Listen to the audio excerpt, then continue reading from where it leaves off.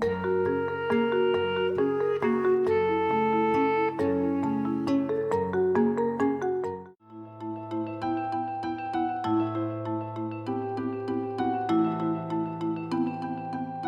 la Bible, la vocation est l'appel que Dieu fait entendre à celui qu'il a choisi pour se faire connaître à son peuple.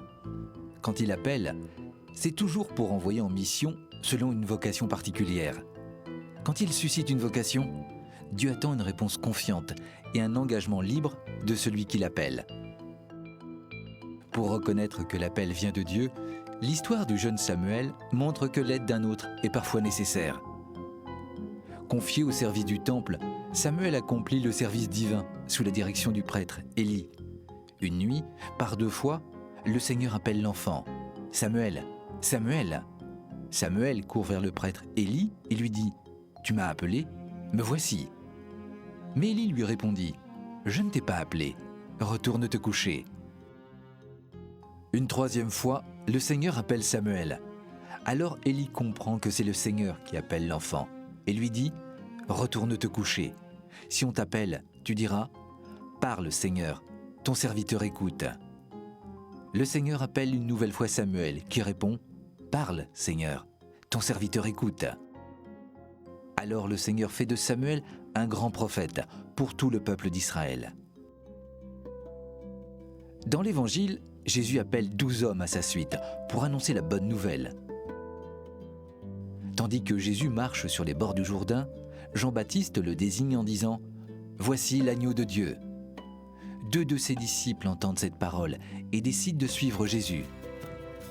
Jésus leur demande « Que cherchez-vous » Ils lui répondent « Maître, où demeures-tu » Ils voulaient savoir si Jésus était le Messie.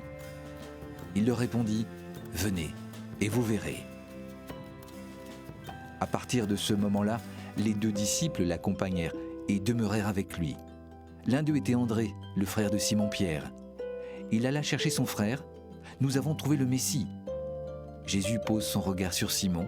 « Tu es Simon, fils de Jean.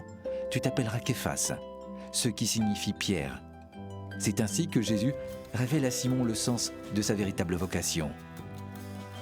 Le lendemain, Jésus rencontre Philippe et lui dit « Suis-moi ». Philippe va chercher Nathanaël. « Celui dont parle la loi de Moïse et les prophètes, nous l'avons trouvé. C'est Jésus, fils de Joseph, de Nazareth. » Après avoir reconnu le Messie qu'ils attendent, les premiers disciples veulent fonder leur vie sur lui. Ils deviendront les premiers apôtres. Leur mission est de mettre d'autres hommes et d'autres femmes en présence de Dieu pour les aider à le reconnaître et d'entendre, à leur tour, l'appel à le suivre.